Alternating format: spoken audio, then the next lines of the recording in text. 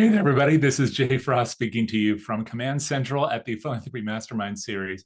So happy that you could come back and join us for our second session of 2024. It is a new year, and I'm glad to be able to be a part of your year and have you as a part of mine. We are going to be doing a lot of programming this year, and it's largely based on what we see and hear that you want to see and hear. So if we haven't heard from you yet, you're going to see there are a couple ways you can engage with us, but one of them is you can just reach out to me anytime on LinkedIn or by email. I'll make sure you have those later on today. You can always talk to us through the chat, both about the content of our conversation today, as well as your ideas. And finally, you'll see a little survey at the end, the conclusion of the program today. So please fill that out. That's how we know what to do, as well as what you think of what we are doing right now. So, of course, I want to mention before we get into the introductions and jump into a topic that I'm sure you're going to love, but may also challenge our perceptions a little bit, is to thank our sponsor of this entire series since its beginning back in 2016, and that's our friends at DonorSearch. If you don't know much about DonorSearch, you won't learn much about them during our program today, but there's plenty you can learn about DonorSearch, and maybe most importantly, your donors of the past, present, and future by going over to DonorSearch.net. And you can learn all about it there, as well as find out all about the Mastermind series. It's all under the resources tab. There's a whole dedicated page now, as well as multiple social media channels just featuring the Mastermind. So we hope you'll enjoy all of that as we jump into this new year.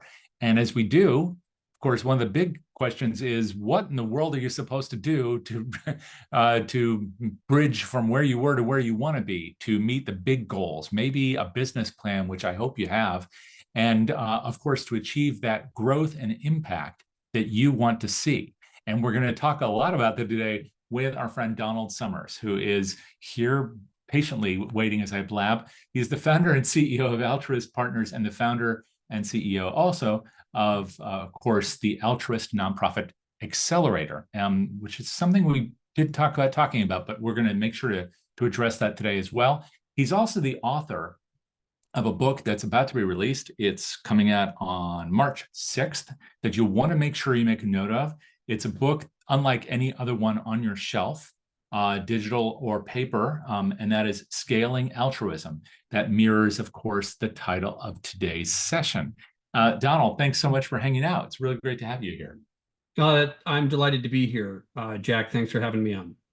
And we're going to be talking a lot about, of course, this issue of scaling altruism. It's something you know a lot about. You've been practicing it for a long time, for about 25 years. But maybe the big overarching question is why? Why does this appeal to you? Why is this topic important to you before we dig into the nuts and bolts of it? Well, the first thing I want to say to you and all the other people on this webinar is thank you for doing the great work you're already doing. There's so many good change makers out there working their hardest to solve the social problems that we're confronting, from arts, education, healthcare, human services, the environment. In the United States, the nonprofit sector is, we're trying to fix the problems created by the externalities of finance capitalism. And there's so many great people doing it. It's over 1 million organizations. And all the change makers and the nonprofit folks in the space do good work, but at the same time, there's so much more they can do. And so I've been working in the sector for many years, and it's just our mission to help good organizations become great, to help change makers accelerate the good that they're doing. There's so much good work that's already being done, but as we've seen time and time again, there's additional opportunity if they have access to the right information and tools. But that information is hard to get, and what we're trying to do is make it easier for folks. You just use some language, which I know you allude to in the book too. I've seen a little bit of a preview of a copy, so I have some advance intel here, and that's a language that we're familiar to hearing from Collins in Good to Great, right? The title of the book, but also all the theme of all of his writing. But much of that, if not all of it, is really focused on the business sector. It's on the capital sector, and that's fine. But does that relate to us? Is that written for us? There's a lot of debate around that, and there's a lot of sensitivity. I know many nonprofit executives who are tired of being told they need to run like a business. And there's you often see the dynamic between business people on boards and nonprofit staff. There's a culture gap, there's a practice gap. Well, it doesn't have to be that way. The whole core to the methodology is doesn't matter what type of company you have. Your tax status is not your destiny. It's not your business model. All companies, whether for or nonprofit, are just groups of people trying to get together and achieve something. For-profits are trying to make money, nonprofits are trying to achieve social impact. But what we've discovered is they have far much more in common than divide them.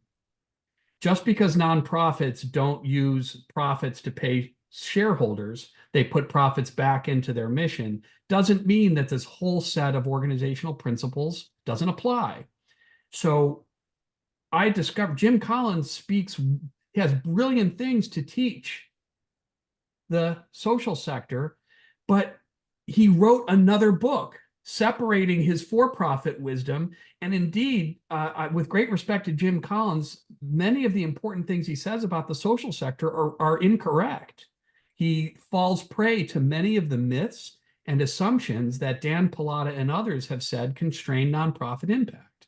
So to be very simple, what we've done is crosswalk all the tools that work from any field of human endeavor. What are all the organizational development tools that high-performing organizations share, regardless of tax status? And how can nonprofits use them to do more good in the world, pay their staff sustainable salaries, attract the talent they need, and solve problems, not just survive? So it's very agnostic where we've gotten the tools. We look to Jim Collins. We look to thinkers like Chris McChesney, who talks about execution. We look to organizational development experts, many nonprofit thinkers.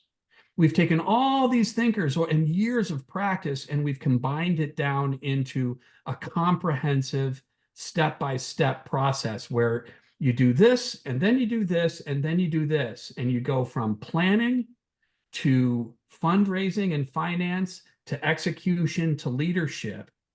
And if we take all these tools together, they're known to work. And we look past the fact that, we use some private sector language. We use things like the term KPI for key performance indicators, a very useful tool. And as long as we can hold our nose, because understandably, many of these terms come with associated taint, brand damage. Finance capitalism is terribly extractive when it's not practiced well. And many organizations don't do good things with key performance indicators. Like Exxon and Patagonia, as we write in the book, use the same management toolkit for very different purposes. So when nonprofits understand that they can capture this toolkit, if they can look past the bad things that it does, they can recognize the incredible power if you turn these tools for good. Business practice, as we say, financial practice, finance capitalism, it's not immoral inherently, it's amoral, and you can use it for good. And this book is the guide.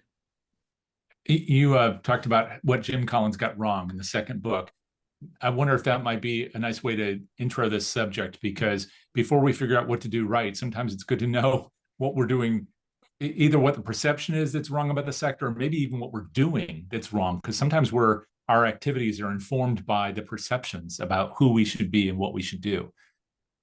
And I'll pull up the actual, it's I call the myth of uniqueness.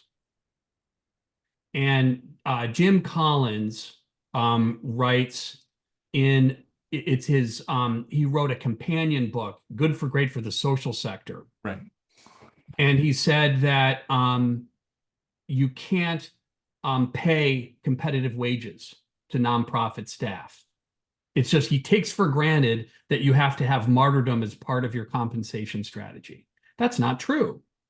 Look at all the money that football coaches make in public universities, which are all nonprofits. They're paid tens of millions of dollars. Hospitals and universities have very high-performing people. So there's all these myths that constrain. And again, Dan Pallotta, I think, does the best job. He's got a new movie that comes out. of breaking down those myths and understanding, hey, because you're a nonprofit, I just had a LinkedIn exchange with an attorney that said you can't pay your nonprofit board members. Well, actually, you can. It may not be a very good idea, but there's all these assumptions that come into play. Like nonprofits can own for-profit subsidiaries. Look at OpenAI. Now, there's some challenges with that too, but the nonprofit business model is incredibly powerful, and you can do it's very flexible. You can do amazing things with it, and many of the things that people think you can't do with it turn out to be not true. And here's the flip side: when you position a nonprofit as a high-performing, high-impact organization, we've got a business plan, we've got a focused impact strategy. We're going to get to scale. We're going to solve the problem, not nibble around the edges. We're going to have independent third-party evidence of our impact. We're going to not give anything away to the sophistication of a Silicon Valley startup.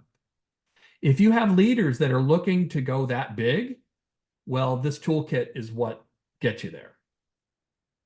And before we dive into that toolkit, I'm very interested to ask if people are willing to answer the question. If you have a business plan, so I'm asking everybody in the room, because one of the things about this is if we're going to talk about growth, we probably need to know both where we're coming from as well as where we're going. And I run into organizations all the time that don't have a business plan. So I just want to know, can you tell us in the chat, do you have a business plan for your organization?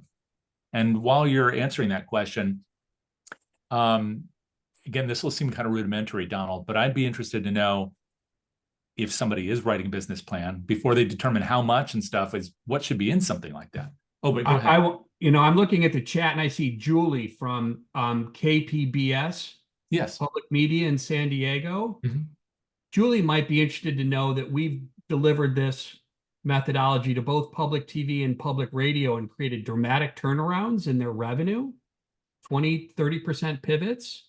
We helped KUOW here in Seattle get their first $1 million philanthropic investment. We did this with KSPS in Spokane, Washington.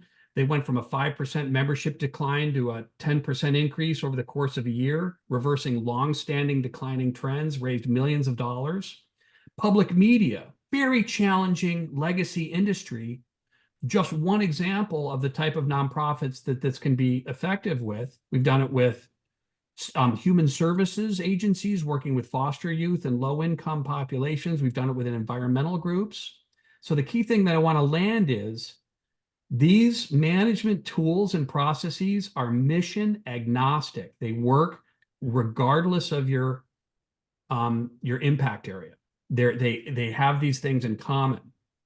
By the way, we noticed, Julie, that you're from Spokane, so we do want to make that correction. And Donald, excuse me, I thought it was San Diego. My apologies. And Donald, I wanted to say that we aren't getting a lot of responses, so thank you, everybody, saying you, at least from those who have answered, that you do have a business plan, strategic plan, work plans, development plans in one case. So thank you for that.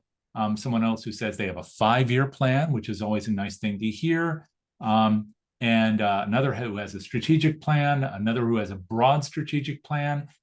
So this is a good sign because not all organizations do. And by the way, don't worry, we won't mention your names if you say no, we don't have one. The main point was to find out, do a kind of a temperature check. And then the next part of that might be to ask, in a plan like that, is part of that just about maintaining where you are or trying to grow? So before we get into this idea about Donald, are you at 5%? Are you at 15%? Or what are you trying to do? I'm kind of curious to know if people even know what their growth rate is. So if you're willing to tell us either what your growth rate is, we won't read your names, or if you're willing to just tell us whether or not you know what your growth rate is, all those things would be helpful to see in the chat. So we'll look for that as well. And by the way, thank you, Allison, for that note. I always like to see Frost in anything, and so Frost Valley YMCA is a nice little note. But we have, I know with this sector, oftentimes we don't necessarily have either the plan or an idea about where we're starting from. Maybe before we even go there, Donald, in your experience working with lots of different non-profits, both studying them and working with them, what kind of growth rates, if any, are you seeing? The again, the sector is a tale of have and have nots, Mhm. first of all. So when you say nonprofit sector, we're talking about 6-7% of our economy, Right. but most of the money is in the eds and meds, the hospitals and universities. Very wealthy. They have 85% of the resources, high growth. They're run exactly like sophisticated multi-billion dollar international conglomerates that they are. They use business methodologies every day. But we're talking for most people on this podcast, they tend to be in organizations below $50 million a year, which is 95% of the social sector. Growth rates for these organizations sector-wide tend to be flat, 0 to 1%, or decline. So this is the whole purpose behind this is what I consider my life's work. I used to work at an R1 university. This is an organization that made $1 million in private money every day of the calendar year. And I was a fundraiser for them. And there's an incredible amount of knowledge and wealth there that hasn't about how to do that, that hasn't translated into the small to mid-size organizations. So for small to mid-size organizations, there's a small group of them that are very high performing and high growth, but most people are really struggling to pay their staff sustainable wages, to properly fund their programs, to serve more people every year, to invest in infrastructure like technology or facilities. The National Council of Nonprofits says, they did a survey. They say over half of the respondents have openings that they can't fill. The salaries aren't competitive enough. So these are problems money can solve. And so it's not just a fundraising challenge, it's an organizational challenge. And fundraising is tied into all these other pieces. It does start with a business plan, but what we try to do is say, hey, here's the roadmap to get past of all these. You're probably stuck if you're small to mid-size. And if you are, and you're willing to hold your nose at business concepts and say, hey, maybe these might work, I'm curious about them, then we have room for a conversation. I wonder if maybe the difficulty some organizations have with the language of this comes from external factors, whether it's the board or the public, thinking, well, charities are all supposed to be about all volunteers, versus the staffs or the people in this room who might be ready to do business however it needs to be done to serve the community. So that push and pull that we're experiencing, Donald, how much of that is really external? This is what you should be because you're a charity, and how much is stuff that we're, barriers of our own? I've spent a lot of time thinking about the culture gap between the for and the nonprofit sector. Right. And there's really good reasons for that culture gap. Business methodology was invented by people like Frederick Winslow Taylor, whose concept of scientific management was running the first industrialized operations in the United States. Henry Ford, right? First assembly line. These were white males who used this management toolkit to oppress their workers. And then you have the history of finance capitalism that's not been an engine for equity and equality, right? So these tools and terms come with tremendous historical problematic legacy. These terms are all taught at Harvard Business School, where 95% of the students come from wealthy backgrounds. So it's literally an engine of inequality. Mm-hmm. And they're also taught primarily in MBA programs, and they don't get taught in schools of education or public policy or social work. There's a tremendous culture gap at our universities ourselves. So there's a real reason behind this culture gap that's not it's not the fault of the social sector. And their hesitancy to approach these terms and embrace these concepts is very well founded. And those are the barriers for adopting these tools, but we acknowledge that, and we say, nonetheless, they still work. And instead of arguing about that, we say, look at the bright examples of the nonprofits who use this and make the world a better place in dramatic ways. Okay. And through the book, we look at Treehouse, which was a social service agency that for 25 years delivered material support for foster youth who are the most challenged kids in the world. Their adverse childhood experiences that these kids get is off the charts. It's tragic. And there's hundreds of thousands of them. And they were graduating from high school only at a 40% rate. And a bunch of social workers came together to try and help them, gave them material support, and they said, that's not enough. We got to get them through high school. Because if you don't graduate from high school, it's incarceration, it's drug abuse, it's suicide, it's homelessness. And this is what we're doing to our most vulnerable in the United States. And back in 2012, when I was still relatively early in my consultant, as I described through the book, Janice Avery, the visionary founder of Treehouse, she worked with all the fancy consultants to try to move the graduation rate, and they failed. They spent millions of dollars. They did all of these fancy theories of change and all of these logic models, couldn't move the needle. And so they looked outside of the typical methodology common to all nonprofits. They hired a maverick consultant with a business toolkit. And 5 years later, we wrote them a business plan. We changed how they raise money. We focused their evaluation. So business plan, revenue engine, and scorecard, which are the foundations of this management platform. We drove graduation rates for every child in King County. We took them from 200 to 2,500 students. We took the graduation rate from 40% to above 80%. And now we're propagating it across the state. So no one thought it was possible. It was a moonshot. And we said, look, if you apply this content mission agnostic toolkit, you will achieve this success. Now, it's not easy. It's very hard. It took a lot of hard work, a lot of trial and error, but the pathway is known.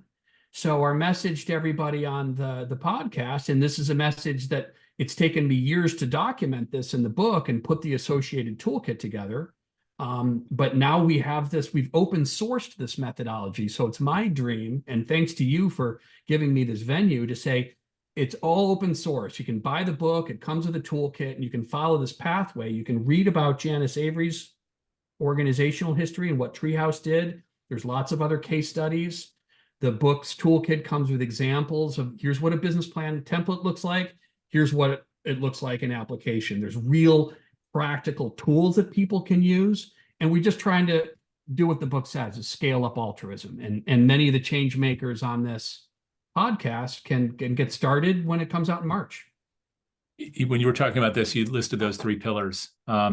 So business plan, the revenue plan, or the fundraising, and then of course that metrics piece. What are the measures? You can't do it without all three, can you? The book actually has, and I'm summarizing, the book has 7 chapters. And each of them says, first of all, you have to know what your own capability is. So we talk about assessing your own organization's capabilities and current capacity. That's number one. And we give a very clear way to say, here's how do you know what you're missing? That's called assess. Then we do align. How do you get the planning team? How do you get the board and the staff really locking elbows on a clear goal? And how do you create the start of a plan that everyone can align with that doesn't take you 6 months? How do you go through a 30-day process to get all your decision makers going in the right general direction? Writing a business plan is very hard without that preliminary step. Ask me how I know. I've tried and failed many times. Then you write a business plan. It's all step by step. Here are the head. Here's what you put in. Then you test that business plan with your constituents. You don't just write something and start doing it. You make sure you're aligned. You put the partnerships together. Then you put together the financing, the funding, very complex space. We go through all the steps to do it. Then you build a dashboard which measures, it scores the business plan. And in the middle, you have a leadership component. So it's assess, align, planned, test, fund, execute, and lead.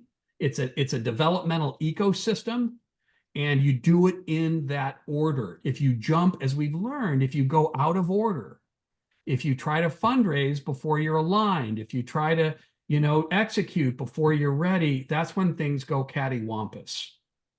So making sure that you follow the order of operations and follow the process. It takes organizations anywhere from 6 to 9 to 12 months, but we've run through it dozens of times. And in the past 5 years, it's really gotten to the point where it's repeatable, and hence the book. By the way, cattywampus, first time I've ever heard that used here in 9 years. So thank you for introducing that here. As you go through this, I have lots more colorful terms for the things that go wrong in organizations. It's really hard, and I'm sure many of our audience do too. Keep hitting us with those, and yeah. You talked about the testing phase. One of the things about, of course, the for-profit businesses that people talk about is the ability to test to failure. And we've heard more people talk about it in the social goods sector in the last few years, but it's still something that we're very tentative about. How much flexibility is there in this model you're talking about to test and fail and then, reapply and revise? Tons. Again, the first place I learned a lot of this stuff from the startup world. Rapid iteration, move fast, pivot. I spent a lot of time on the Andreessen Horowitz website, learning from organizations like Y Combinator. There's a tremendous amount of knowledge documented in the for-profit startup space that's directly transferable to nonprofits, because they know how to get groups of people, make small groups of people big, attract money. Now, the lot doesn't translate, right? But when you learn about that flexibility, so any sort of organization wants to grow is either going to deepen you either have a product or a service, and you're either going to build it, you're going to partner, or you're going to license. And so there's pathways that help you think through. And then there's a known methodology. If you want to take something and make it bigger, you do this, and then you do this. And at some point, you've got to do the customer discovery, and you do the beta testing and do the analysis. Now, nonprofits do this already with feasibility studies, with capital campaigns, which is like this one-time effort. It's a pop and drop, and then you're back to where you are. Not to disparage the many fine capital campaign fundraising consultants out there, but there's a much better way to do it, which is continuously raise both contributed and earned and invested income. Instead of doing a campaign, put your organization on a constant upward trajectory where you're building in your constituent feedback constantly. It's a process of continuous improvement.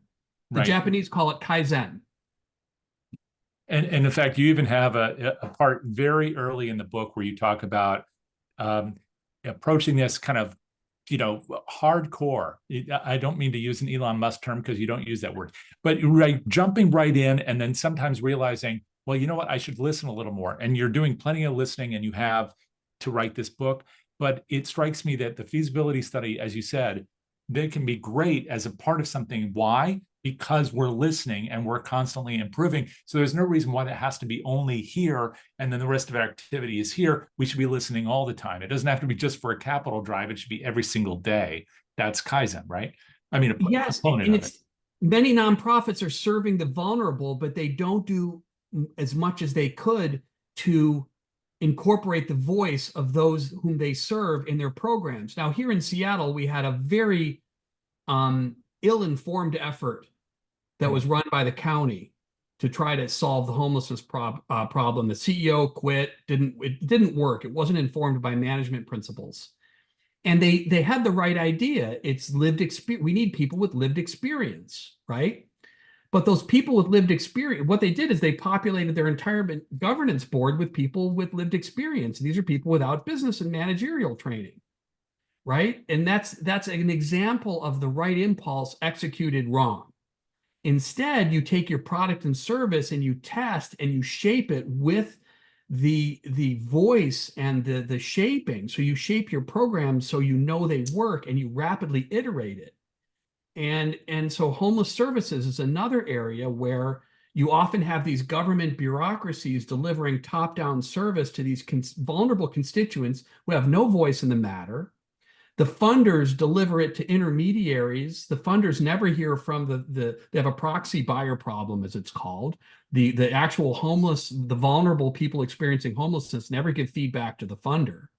So you've got basic broken business models business execution that would result in organizations going out of business in 6 months are standard fare in many municipalities in the United States.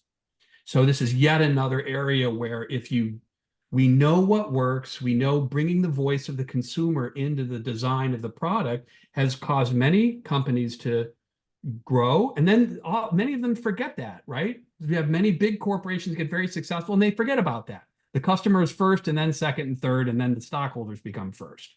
So we can learn from that in the social sector, building in that voice and making sure that the people you serve are center in your design. And they call it human-centered design. The book doesn't cover too much of that because you can really get in the weeds. We have to keep it simple. But that testing chapter, here's the questions that you ask, and here are the ways to do that.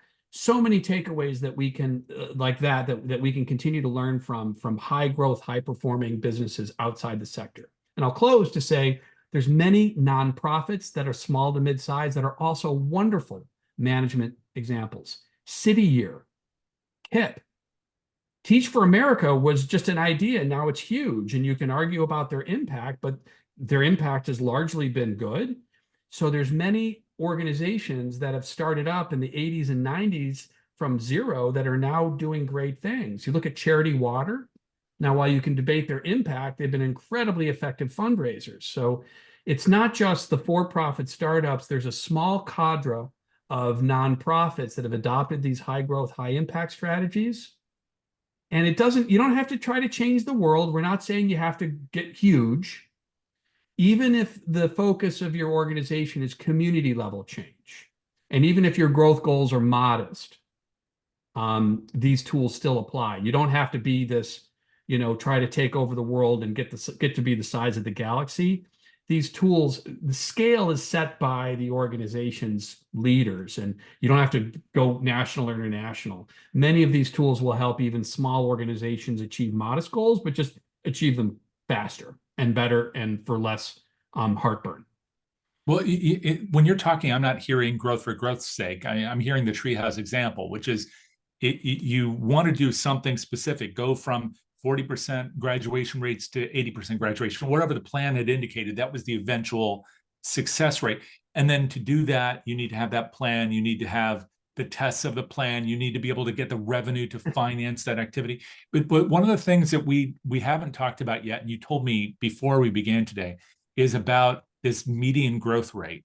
So before you tell me what you see when people are using this model, not just working with you, but using this model, what the median growth rates are, I'm very interested to know, for people who are attending today, what you think you could do if you had suddenly 25% more money. I mean, that's not the only way to measure growth, but it's one way we think about it in fundraising. So just imagine for a moment that you had 25% more money in 2024, what you could do, what impact you could have. If you want to comment on that, please do. But then 25% in following years. You get that growth rate every year. Thank you. Thank you. Yeah. So we're not talking about just, okay, there's a pot more money. That would be great, but not nearly as great as being able to build your program and have more impact over time. This is an exercise in the book. Jack, I love you're already foreshadowing. This is one of the early exercises. Have we thought of, and so what would the name of the exercise is very scientific, by the way. It's what would we do with tons of money? Right? And to get, because often the stuck mindset, the fact that if you don't expect to make money, you can never envision what you're going to do with money, and then you're in a doom loop. So one of the first things to raising money is, first of all, articulate what you do with a lot of it. So the thought experiment that you've just described is one of the first exercises in the book, and it's critical to the whole growth and impact pathway. Wow. I have a feeling we both had this experience where you go and you talk to people and they say they want more money, but they don't know what it's for, or they want to do something, but they don't know what it would cost. So again, two basic components without which, how do you then talk to someone and say, this is what we can imagine together? We did have a question about where people can get that case study. And I think they might be referring to, of course, what's in the book. So we'll make another reference to that now. That's, I think, the treehouse example that we were talking about. Maybe it's one of the others. Throughout the book is a management pathway, and throughout the book, we followed one organization. Okay. And I show the actual, for example, in the performance assessment, I give you the performance assessment from Treehouse. In the alignment, in the one pager, I give you it from Treehouse. In the business plan, their growth and their impact strategy, I give you the text that I wrote with the executive director in 2012. So we actually show the example, and it's meant to ground the theory in practical, like this is how it helped for this organization. And then you have the blank templates on an associated website. And then you see other examples from other organizations. So we're meant to get, show the practical impact of all of this. And this is relatively new because we've had a lot of management books for the business sector. And I have a couple on the wall because I've had a couple little businesses in the past.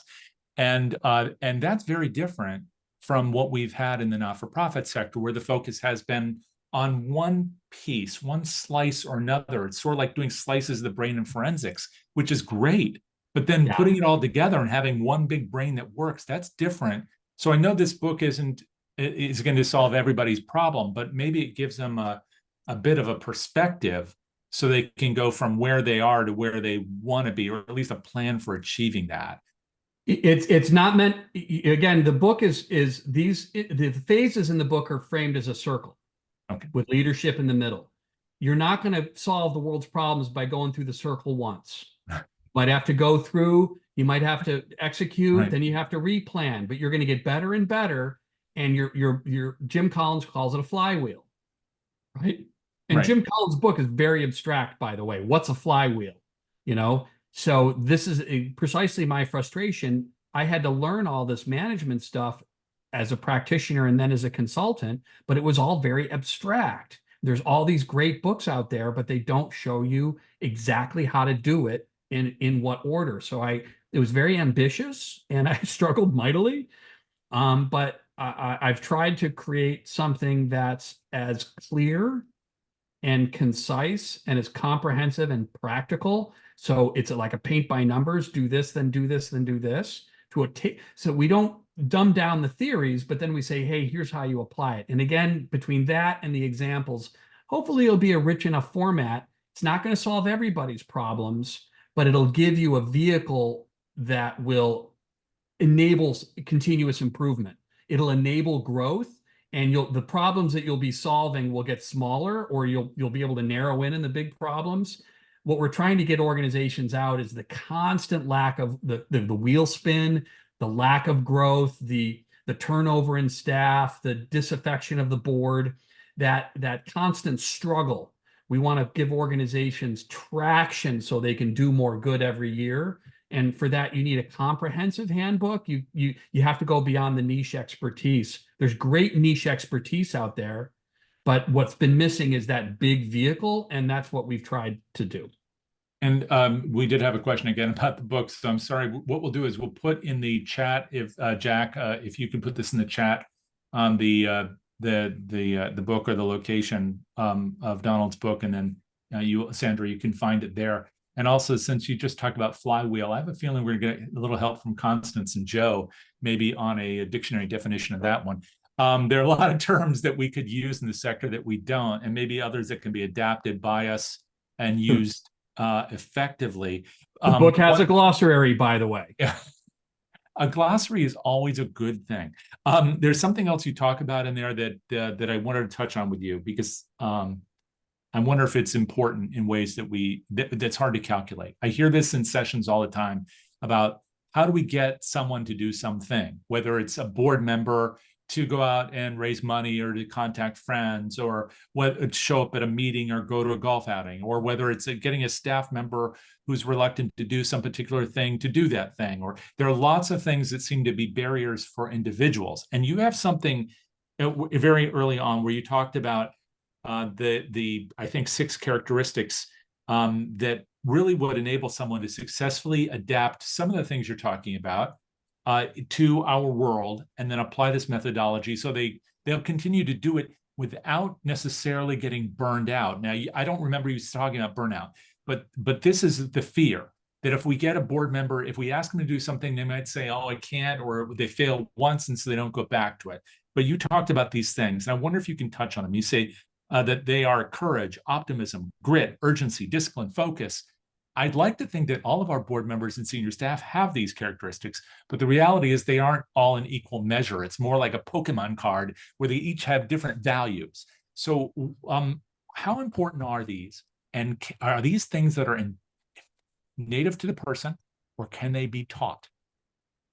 That's a question for philosophers, and I'll tell you, it's the grand question. This is why I start the book with making sure you have a growth mindset, and then you have the personal characteristics that are necessary for leaders to succeed, because this is hard, and we're socialized in this world to have easy, quick fix. Oh, it's what the economy is telling. Just buy this and your problem will go away. This is not easy. Solving social problems is hard. Growing an organization is hard. That said, the pathway is known. So we first want to say very clearly, and I'm very honest throughout the book, this is not easy, but if you stick with it, you'll succeed. And we've seen, we've deployed this many, many times. And I've watched firsthand I've done A/B tests all around the world. One organization succeeds, one organization doesn't. And it often comes down to the personal characteristics of the leaders involved. And Henry Ford was a bad person. He was a brilliant industrialist, but not a good guy in terms of his social outlook. But he said something very important. He says, whether you think you can or think you can't, you're probably right. So it's that optimism first. I can solve this problem, because you need that to even take the risk. You have to have the courage to set a big goal and not worry about what other people think. You have to have the grit and because you're going to fail, and you're going to have to say failure is normal. Failure is me getting smarter about my strategy. So many people in the sector are worried about looking bad. Of course you're going to fail. Be honest, be courageous. You got to have the urgency. So many people in the sector are oriented towards reflection and analysis, not action and experimentation. You got to move, collect the data, and have short cycle continuous improvement. We don't have time for long meetings. So those personal characteristics that I highlight in the beginning of the book all translate into methodological implementation throughout the book. And we just try to give the readers an orientation up front.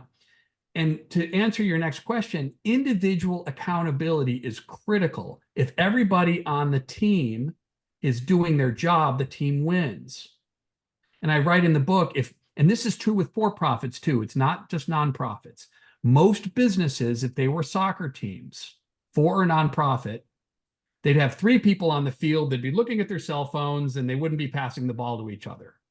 Very few organizations are like professional sports team where everybody knows their lane, they practice, they know exactly where to hit the ball, they know where the goal is. So, and again, nonprofits are not uniquely unable to perform this management function. For-profits are struggle with this too. So it's a human challenge. How do we work together as a team with people who are diverse, who are different from us, who come from different place, where we're social animals, so we're worried about looking bad? How do we develop the trust with each other? So all of these personal characteristics are often the big barrier to organizational performance. You can have this correct the book gives you the strategies and the tactics and the tools and the pathway, but it's that characteristic, that humanity of the leader. And that's why I'm optimistic, because I've spent a lot of time in private sector businesses, like hang around with a bunch of VCs sometime, and nothing against VCs, but they're fairly sharp-knuckled people. And people in the business world, there's a lot of folks that don't share the values of making the world a better place. So unfortunately, there's some extractive people in that world. The humanity that the nonprofit people bring to this, their value system, is their real strength. And that's how they can really put together high-performing teams. So I'm optimistic that even though this does use business terms and business methodologies, The organizational development context is common for all organizations, and I think nonprofit leaders are going to be hungry for this. I want to make sure as we get towards the latter part of the hour together, that if people have questions that are of any nature, whether they're broad and they can be addressed by this approach that you've described, or whether they're tactical in nature, that people have a chance to do that. And I don't know if tactical questions are something that are easy to answer with this model, but please do feel free to use the chat or the Q&A if you do have a question that's unique to you. There is an allusion by Julie to the challenge in public media, where Julie said that growing the audience or having that impact, which is so important there. I mean, and I wish I could hear more from Julie on this, because how you define impact is so unique to different kinds of organizations, but I can imagine that having more listeners hear whatever it is that you're broadcasting is by definition impact, especially when it's a news channel or something of that nature. But that if that's the challenge there, what is the challenge in each of these sectors? How do we meet that impact? And are there things that we can do either strategically, sure, but also tactically, that build on the strengths that we currently have in order to achieve those objectives? So if you have those questions, please feel free to advance them now. But I'll also just ask you, Donald, if you could share your contact information now, so we can also give that in the chat, and we can read it aloud. So if people have questions for you afterwards, they can get through to you. So how is it best for people to reach you after today's session? Well, I have two organizations, a for-profit consultancy and a nonprofit accelerator. You can email me directly at donald@altruistpartners.com. I check that email every hour. There's the general firm email is info@altruistpartners.com. The Altruist Accelerator, I'm also the founder and executive director of a nonprofit that has been stood up in the past 18 months to deliver this book to cohorts from an educational standpoint. That is, we've run a couple of cohorts. I don't check that email as often as I check my consulting email. So go with donald@altruistpartners.com. And all you have to do to find the book is Google Scaling Altruism. It's wherever books are sold. It's all over the internet. Thank you. And we do have a couple of questions that came through. One is from Joe, who had said, have you seen this applied to local religious congregations? And do you see much interest in the organizational development angle? Uh-oh, just disappeared on me. There we go. Among faith-based groups. So we work with faith-based groups all the time.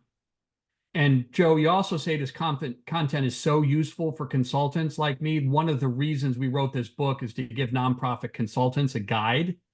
And we're going to actually have a certification program for consultants who can deliver this methodology with fidelity. But right now, you'll be able to use it to help your organizations. It's fairly standalone. Absolutely. It doesn't matter your organization's mission. It doesn't matter your culture. Doesn't matter your goal. This will work. It's a specific set of business principles and practices, primarily used in the for-profit sector, also used increasingly in the nonprofit sector among the high-performing organizations, but it'll translate into any context. The translation isn't easy. I tell folks this is like an instruction manual for a Formula One race car. It's very clear. It explains all the buttons, tells you what to do. But if you haven't driven a car before, you're not going to be able to win a race. You're probably going to put the car into the guardrail. Now, if you've grown a business before, if you've run a business, if you know what we call it the growth rodeo, if you know what the entrepreneurial journey is like, this book will plug right in so consultants will get this right away because they've done a lot. For practitioners, for leaders that may not have grown a company before, but you're familiar with your management challenges, it'll be helpful. For someone who's totally new to management, for someone who's coming into organizational development for the first time, it's a big lift. It's a lot of content. So it's generally written for, it's like a graduate text, a graduate curriculum for people who've kind of been to the growth movie before or are struggling with it. That said, it's meant to be also accessible for new people. It's just a lot to absorb. It's a very dense book with a lot of learning in there. But for non-mechanics like me, you're talking about driving the F1, not building it from scratch, I hope. That's the point, right? At least you have an F1, right? You've got a car that can go fast and win the race. And we do. I mean, our whole sector is made up of F1s that are often in the garage, and we really have beautiful things that we can do with them. We had a question from Shayla who had said that interested to learn how we can use all this information to shift the culture of our board members. Many of us operate with disengaged board members, or worse, board members with a scarcity mindset. This comes up a lot, who might be unwilling to respond to ambitious growth plans, etc. So maybe you can just talk about how you encourage people to think about growth. So beyond the how to make it happen, how to get them to even open their minds to it. Well, this is one of my favorite questions, because you have what I call the Dougie Downers and the Debbie Don'ts in every organization. And this is why I open the book with growth versus stuck mindset. If you're always worried about the risks, and you're always worried about what can go wrong, and you don't think something's happened, game over. If that person, unless they change their tune, which is very unlikely, because often there's they're bad people. There's often personal trauma. There's all sorts of, external circumstances behind. They've been burned before. They don't want to go there. They don't want to put themselves out there. If you've got those people making decisions for your organization, you're in trouble. You're not going to fix them. You can walk them through the chapter on growth and mindset. Some people may open up their eyes. And if they have concerns about risks, you articulate those risks and you talk about how you're going to mitigate those risks. But there's going to be a subset of people that are never going to let you do anything beyond what you're doing now. And job one is to make sure that they're not slowing you down. You may need to gracefully exit them from the board, right? So Jim Collins talks about getting the right people on the bus. If you have people on your board that aren't engaged and don't think you can succeed, well, that's not a good recipe. You don't have the right passengers on your bus, let alone the bus drivers, and you may need to shift that. We always want to work with who we have. We always want to give people the grace and the ability to develop and become their best selves. But organizational leaders often have to make hard decisions and transition people out if they're becoming performance barriers.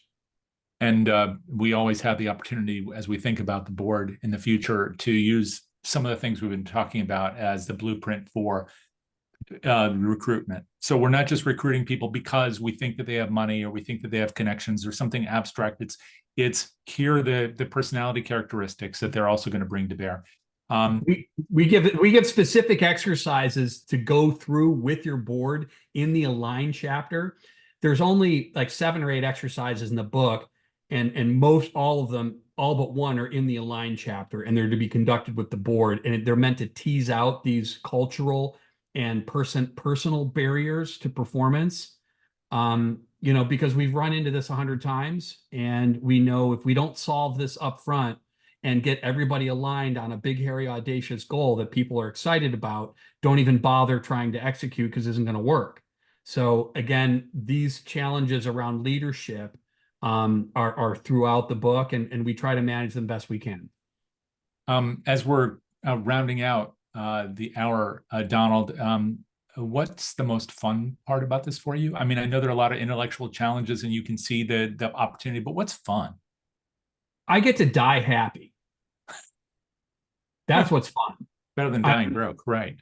No, it's like, what are we doing with our time on the planet? We have so many challenges. Yesterday, our client called us up. This was a 100-year-old charity that's been helping vulnerable, low-income families with food and educational assistance in Bellevue, Washington, the backyard of Microsoft. You have this massively exploding technology center, leaving about 1/3 of the population behind in low-income,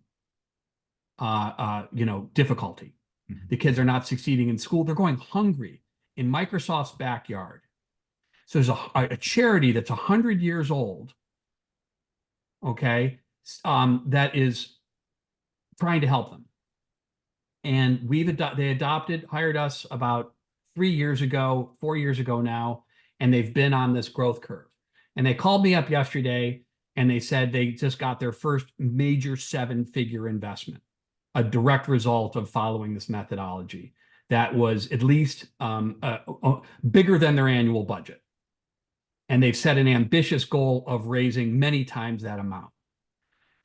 That I know that that money is going to be used to help feed children, not just one time, but continuously. It's going to change the lives of the people that this organization's serving, and they've gone from serving dozens to hundreds, and now they're aiming to serve thousands. They're aiming to solve the entire population level problem, not just a little feel-good effort. They want to help every kid in their community. And the fact that they're on the way to do that, and that we were the catalyst for that growth, that's what makes me happy beyond words. And we failed plenty of times to try to make this happen. We're not magicians. This is not easy. Organizations aren't going to win every time, but these days we're winning more than we're losing. We've got that consistent impact, and we're working on low income smallholder coffee farmers in Uganda. We're working on prenatal exposure to toxicity in Illinois. We're working on land conservation in California. The projects that I get to work on with my nonprofit clients are incredible, and I get to be a small part of teams making the world a better place. I could not ask for a better way to spend my life.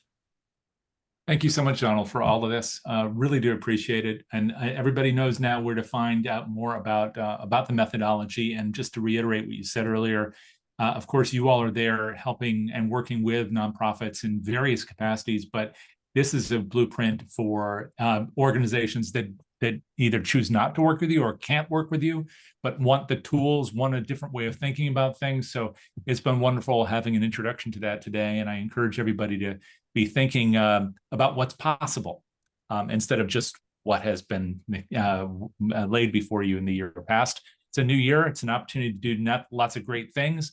And it's been great to have this introduction to a new way to do them. And I want to tell you all, thank you so much for being here. We have a great session coming up Thursday. Please do be here for that. And wait on the line for a second, maybe even grab your phones. You'll see a little QR code to tell you more about what's coming up, as well as how you can learn more about your donors, courtesy of our friends at DonorSearch. Do stick around for that. We'll look forward to seeing you next time. Till then, take care.